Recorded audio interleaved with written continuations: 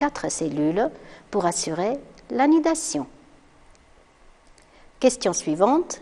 Petit b, quelle pratique vous semble plus adéquate pour pallier la stérilité du couple étudié? Justifié.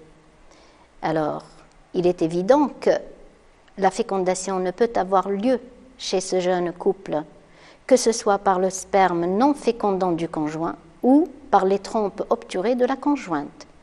Une insémination artificielle serait donc vaine dans la mesure où la rencontre des gamètes n'arrive pas à terme.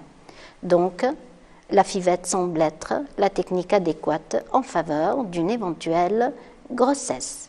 Et voilà par le schéma représenté donc les difficultés que possèdent ces deux couples. On voit ici une obturation des trompes. Les spermatozoïdes du conjoint ne peuvent pas, sans mobilité, ne peuvent pas traverser les voies génitales de la femme et arriver jusqu'au niveau du site de la fécondation.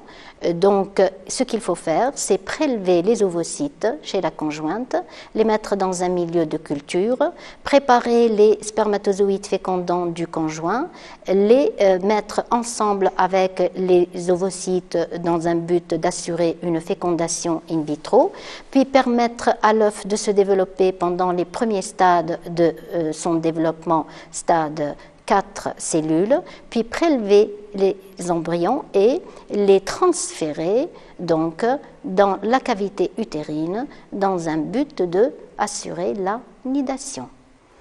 Voilà, ainsi donc se termine cette émission. Merci de votre attention.